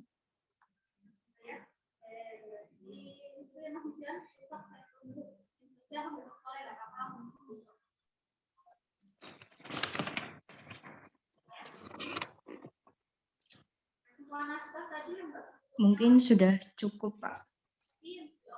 Ya, oke ya, nanti misalnya ada yang mau disampaikan nanti. Jadi saya kok merasakan kalau kita itu keseringan daring ya seperti ini, kadang-kadang sering salah paham. Ya. Maksudnya sering terjadi miskomunikasi ya. Baik tidak hanya dengan mahasiswa, dengan sesama dosen ya, itu juga sering mis. Jadi nanti insya Allah kalau kita ketemu nanti bisa mengurangi miskomunikasi itu. Saya kira itu aja. Izin masuk. Assalamualaikum warahmatullahi wabarakatuh. Saya Raihana dari tingkat 2B. Saya ingin menyampaikan saran, Pak. Ya. Menurut saya, jika melakukan praktikum tidak dibarengi dengan kuliah, agar tugasnya tidak terlalu banyak dan berat, sehingga bisa fokus dalam pengerjaan tugas maupun laporan praktikum. Gitu, Pak. Terima kasih. Maksudnya bagaimana, Pak? Kalau praktikum, gimana? Kalau praktikum. Jika melakukan praktikum tidak dibarengi dengan perkuliahan, Pak. Maksudnya jadwalnya bareng bagaimana? Enggak, Pak. Jadi jika perkuliahan dalam satu waktu gitu loh, Pak. Jadi nanti praktikumnya bisa di akhir. Saya mudeng iki maksudnya piye iki maksudnya? Contohnya piye? Contoh praktikum apa misalnya? Misalnya contohnya. Jadi begini, Pak. Jadi jika kan praktikum itu diselesaikan dulu materinya, setelah itu baru praktikum. Iya.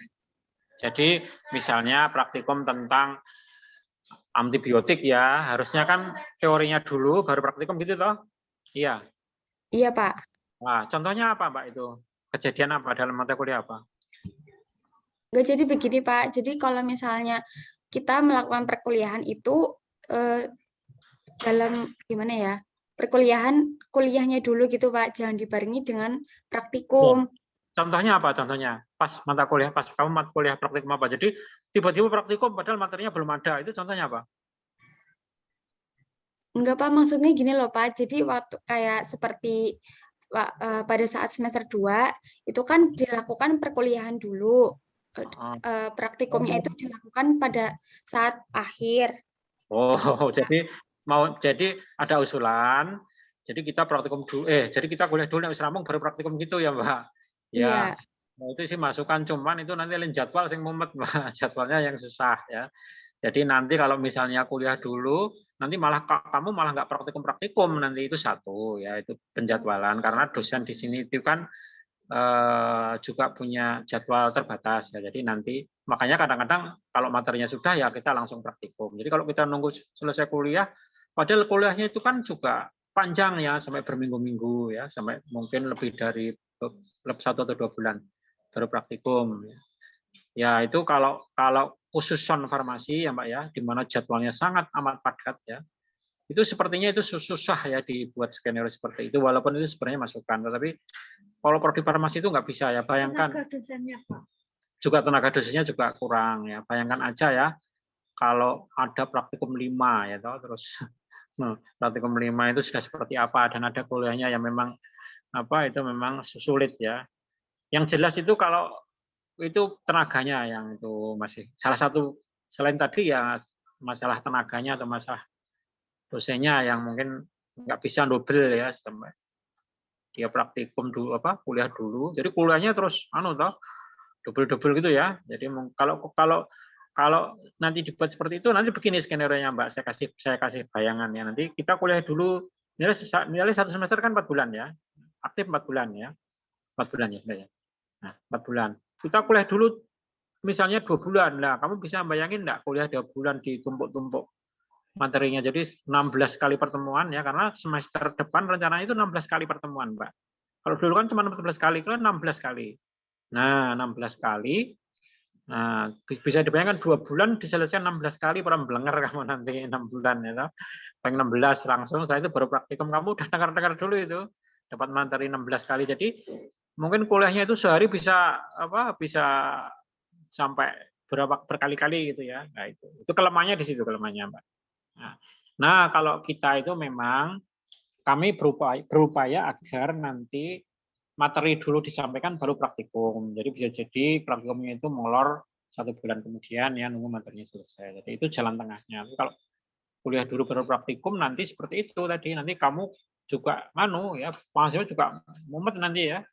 Kuliah sampai maksudnya belenger lah kuliahnya baru praktikum. Jadi pasti jadwalnya juga sama-sama padat. Saya kira itu ya jawaban dari saya terkait usulannya itu ya, bagaimana juga itu usulan yang baik ya. Ya Mbak ya, kalau keperawatan mungkin bisa seperti itu karena kan beban perkuliahan dari perawat itu mungkin lebih ringan ya dibandingkan farmasi. Memang ya kita harus sadar ya kalau kuliah di farmasi itu tahu sendirilah ya, nggak usah apa-apa nanti bisa ditanyakan ke kakak tingkat ya bagaimana beratnya kuliah bagaimana kuliah di farmasi itu memang harus fisiknya harus kuat. Ya, saya kira itu jawaban dari saya ya, Mbak Raihanah ya. Ini Mbak Raihanah. Mungkin hanya itu yang kami bisa upayakan ya untuk kondisi sekarang ya, untuk kondisi perkuliahan sekarang.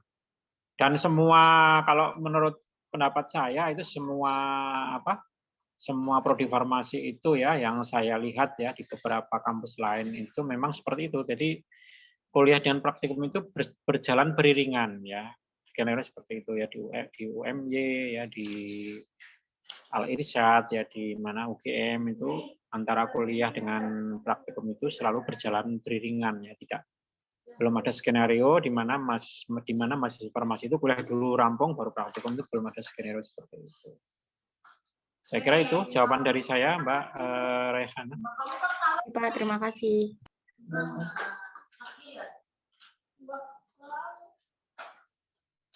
Ya, oke. Gimana? Ini Mbak siapa? Moderatornya? Pak, mungkin ada lagi yang ingin bertanya dari mahasiswa?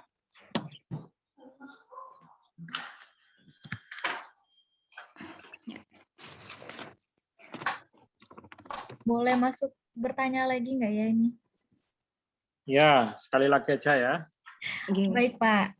Nanti kalau mau tanya lagi, nanti di anu aja ya, kalau kita ketemu di kelas aja deh ya. Oke, Pak, siap. Nggak apa-apa, mau silakan, Mbak. Ya, baik, Pak. Jadi ada dari mahasiswa juga nanya masalah kuota pembelajaran, Pak. Kemarin kan ada kuota gratis nggih, Pak. Cuman ada beberapa mahasiswa yang memang belum sampai dapat bener-bener nggak dapat sama sekali. Yeah. Terus untuk semester ini kan nggak ada kelanjutannya masalah kuota pembelajaran. Terus kemarin sebenarnya kita dapat info juga untuk masalah kuota gratis gitu, Pak. Tapi kita harus mengajukannya ke kampusnya dulu gitu, Pak. Nah, untuk masalah kuota ini mungkin dari saya juga sebenarnya nggak terlalu ini ya, Pak, karena kan kita juga mau offline tadi, Bapak juga udah sampaikan. Jadi gimana ya, Pak? Gini aja, Mbak, minta tolong ya. Tadi kan Mbak Anu bilang ya, Mbak Firial tadi harus dari kampus gitu ya, coba itu dari mana sumbernya. Tapi begini, kalau kuota itu terus terang aja ya. Dulu waktu awal itu dosen pun sering dapat ya kuota ya, bahkan kami dapat sampai 32 giga dan sebagainya. Tapi memang di akhir-akhir bulan ini memang kami juga kuota itu tiba-tiba tiba-tiba nggak ada ya. Nanti saya minta tolong nanti biar kita tindak lanjuti itu anunya kemana itu Mbak ya, mungkin daftarnya kemana dan sebagainya. Kalau tadi kebetulan ya biar sekalian ya Mbak Firial dapat info harus kampus yang daftar tadi loh, biar nanti saya teruskan ke pimpinan, karena itu nanti dari sistem daftarnya. Jadi tidak daftar sendiri-sendiri kan, maksudnya per mahasiswa kan. Itu ya. Nanti itu minta tolong saya di WA aja, di screenshot ya. Nah, nanti insya Allah lah kuota itu tidak begitu lagi ya. Ya penting tapi tidak begitu penting banget. Karena kita sudah offline ya, sudah banyak offline-nya. Gitu ya Mbak Virial. Baik, Bapak. Terima kasih. Saya Fidel Fatin, mohon maaf apabila dari pertanyaan-pertanyaan yang sudah saya sampaikan ada kata-kata yang mungkin bikin tersinggung, Pak. Saya mohon maaf sebesar-besarnya ya, Pak. Ya, nggak apa-apa ya. Mungkin Mbak Virial mewakili teman-temannya, nggak apa-apa. Ya, saya kira iya, Pak. Cukup ya Mbak moderatornya. Ya, sudah hampir jam 11. Baik, Pak. Baik, terima kasih kepada Bapak Huluk. Untuk acara selanjutnya yaitu penutup. Sebelum kita tutup acara pada hari ini, Mbak Wiji, cek Mbak, boleh foto bersama dulu Mbak buat dokumentasi. Ya ini Bu mau disampaikan. Untuk on ya videonya ya. Oke. Untuk para peserta bisa meng-on-cam kameranya ya.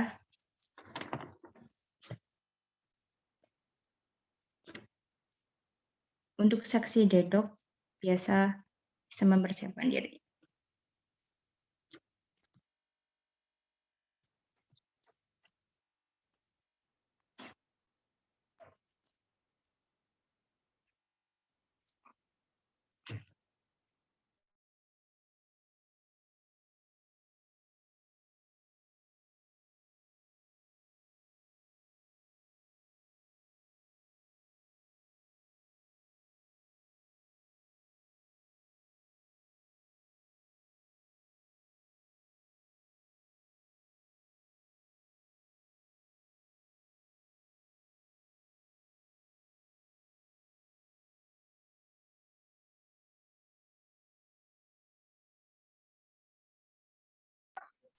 Ya, silakan Ki Abani, Mbak. Moderator apa Mbak Claudia ini yang Abani? Halo? Dirimu apa moderatornya? Oh, mahasiswa Mbak Wiji, silakan Mbak. Baik, saya akan mengaba-abanya. 1, 2, 3.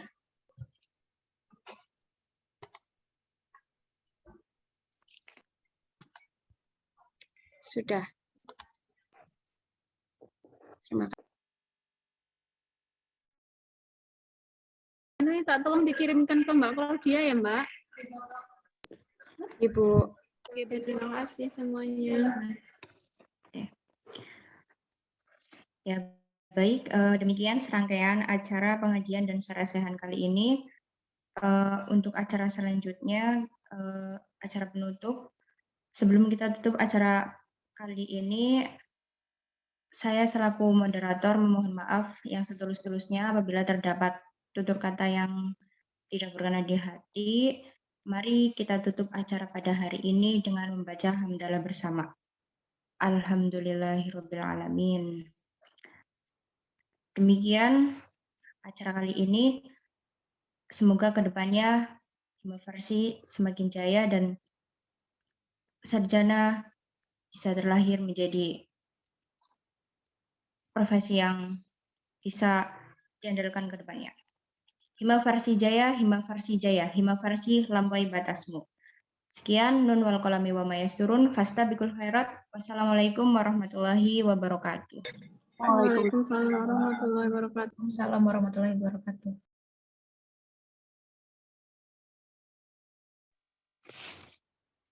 Silakan teman-teman bisa keluar di Zoom.